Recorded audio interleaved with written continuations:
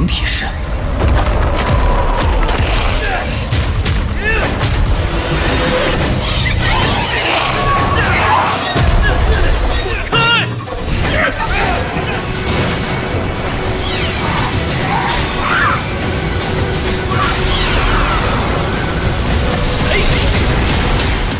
Alright guys, balik lagi sama Ketua Sekte. Dan sesuai dengan janji di video sebelumnya, kita bakalan langsung ngelanjutin pembahasan alur cerita Donghua Wudong Qiankun Season 6 episode 2 ya guys ya.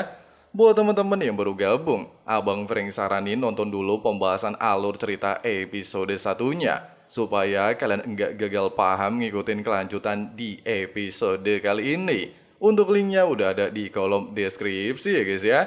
Oke lah, gak usah kebanyakan drama lagi di awal video. Langsung aja simetriskan posisi rebahan. Inilah waktunya kita baku hantam.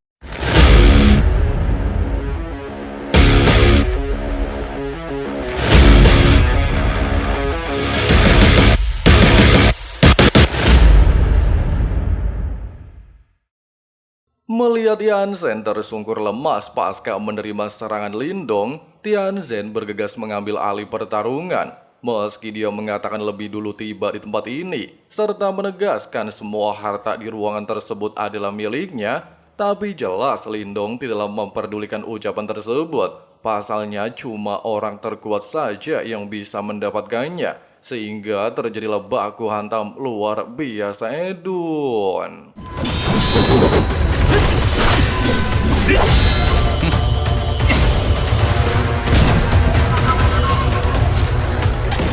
Dalam situasi ini, Yansen justru memiliki rencana lain. Dia bertujuan untuk memanfaatkan pertarungan mengambil pil reinkarnasi hidup dan mati. Meskipun hal itu memancing kemarahan Tianzhen dan Lindong, tapi Xiao Dio segera menghentikan tindakan Lindong. Dia beranggapan kedua orang tersebut tidaklah mungkin bisa mendapatkan pil reinkarnasi hidup dan mati. Dan tiba-tiba...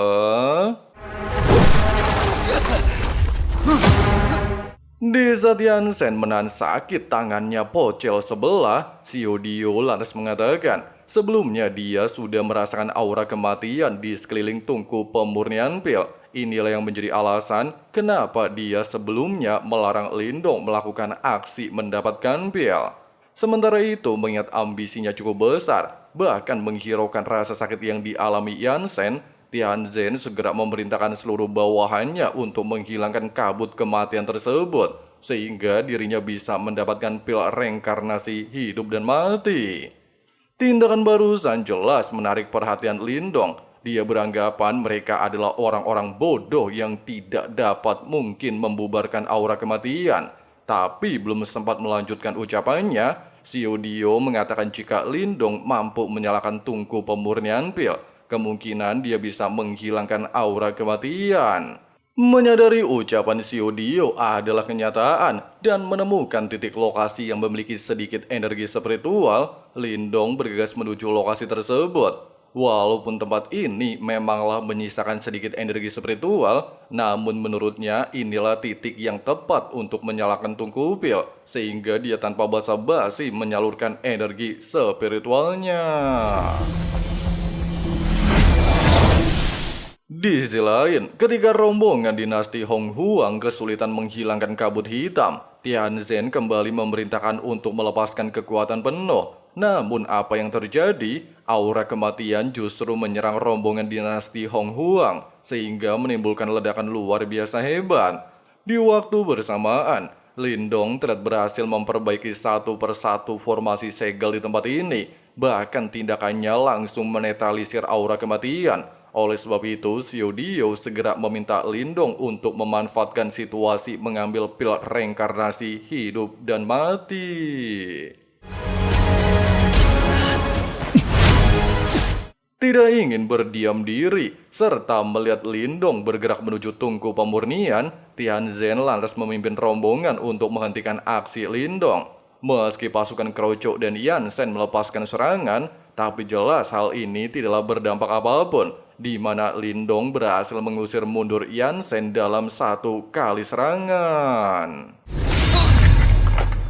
Nah, dikarenakan Yansen tidak bisa mendekati area tungku pemurnian pil, maka dia secara nekat menghancurkan rantai penghubung, sehingga tidak ada satu orang pun yang bisa mendapatkan pil reinkarnasi hidup dan mati, sehingga membuat tungku pil jatuh ke dalam kolam api spiritual. Meskipun situasi menjadi hal terburuk untuk Lindong, tapi mengingat janjinya kepada Xiao, dia lantas memberanikan diri nyebur ke dalam kolam api spiritual dan berhasil mendapatkan pil reinkarnasi hidup dan mati.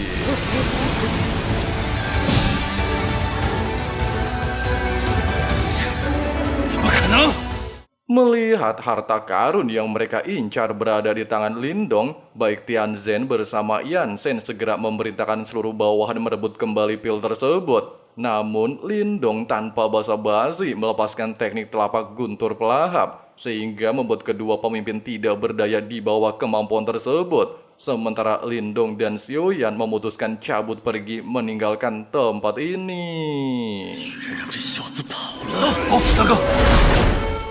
Singkatnya, setibanya di lokasi yang aman, Lindong sempat menunjukkan reaksi ringan pasca terkena efek formasi tungku pil. Bahkan Marta terlihat kesal. Apakah Lindong bosan hidup memasuki api spiritual yang digunakan untuk memurnikan pil? Kekesalan Marta barusan langsung dibungkam ketika Lindong menepati janjinya mendapatkan pil reinkarnasi demi membentuk tubuh fisiknya. Meskipun Marta menunjukkan sikap sok cuek, namun jelas dia merasa cukup senang. Tapi dikarenakan membentuk tubuh fisik membutuhkan waktu berbulan-bulan, serta mereka harus berpacu dengan waktu demi mendapatkan harta karun di tempat ini, Marta lantas mengesampingkan urusan pribadinya, serta mengajak Lindong menuju tempat berikutnya.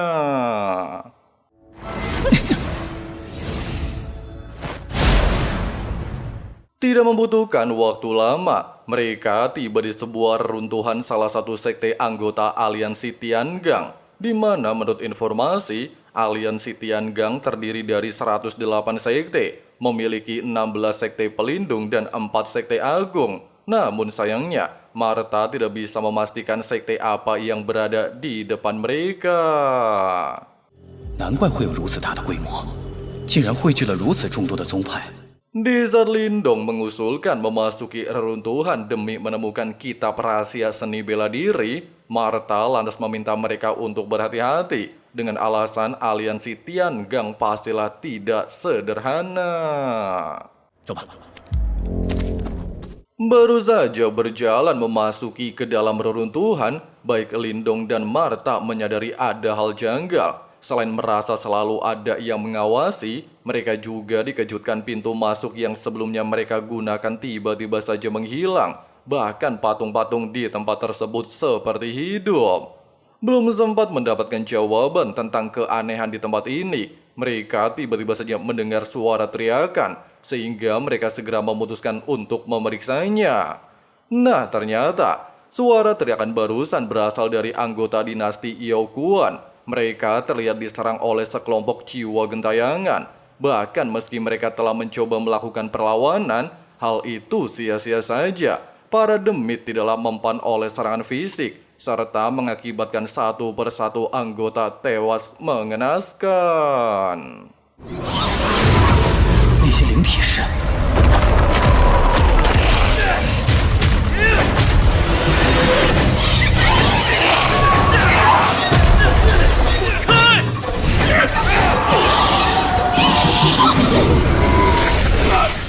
Tepat ketika Xiaoyan mencoba melakukan serangan serta tidak mendapatkan hasil apapun, Lindong bergegas melindunginya dengan kekuatan spiritual yang ternyata hal tersebut berhasil menekan para makhluk roh.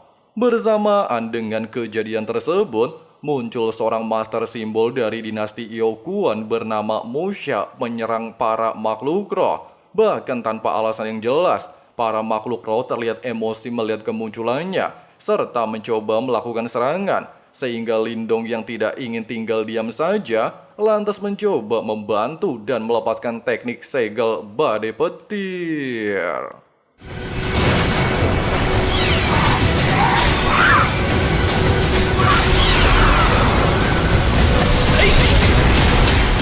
Setelah kejadian tersebut dan salah satu anggota memastikan anggota lainnya telah koid, Musa telah menghampiri Lindong dan saling memperkenalkan identitas masing-masing. Bahkan menyadari Musa juga seorang master spiritual, Lindong terlihat tidak menunjukkan sikap permusuhan. Menyadari Lindong masuk ke tempat ini pastilah juga ingin berburu harta karun, Musa tiba-tiba saja mengatakan nasib mereka kurang beruntung, di mana seluruh reruntuhan di tempat ini dilindungi oleh formasi sangat kuat. Jangankan mendapatkan harta karun, buat keluar hidup-hidup aja udah susah. Desa Lindong beranggapan jika menemukan inti formasi pastilah bisa memecahkan formasi. Musa menegaskan hal itu gak segampang ucapannya. Pasalnya area di tempat ini selalu berubah-ubah. Kemanapun mereka pergi, mereka pasti akan kembali ke titik yang sama layaknya sebuah labirin. Sementara Musa dan anggotanya sudah cukup lama berada di tempat ini tanpa hasil apapun. Tepat ketika Lindong tidak memperdulikannya dan ingin menyelidikinya sendiri, Musa tiba-tiba saja memiliki rencana licik. Dia juga mengajak Lindong untuk bekerja sama memecahkan formasi. Jika berhasil, mereka bisa membagi harta karun di tempat ini secara rata, sehingga menguntungkan kedua belah pihak. Sayangnya, Lindong menolak tawaran barusan. Dia beralasan tidak pernah bekerja sama dengan orang luar, serta mendapatkan harta karun harus mengandalkan kemampuan masing-masing. 我会让你付出代价的，不要脸的东西。 Nah guys, sebelum pembahasan alur cerita Wudong Qiankun Season 6 alias Martial Universe Season 6 episode 2-nya guys ya. Untuk episode 1 udah ada di daftar playlist, kalian bisa cek daftar playlistnya ya guys ya. Sedangkan untuk pembahasan episode 3-nya, kita tunggu aja jadwal tayangnya ya guys ya. Entah itu di hari Kamis atau malam Kamis ya guys ya. Jadi Mimin saranin klik subrek dan nyalain notifikasinya supaya teman-teman gak ketinggalan updatean nantinya.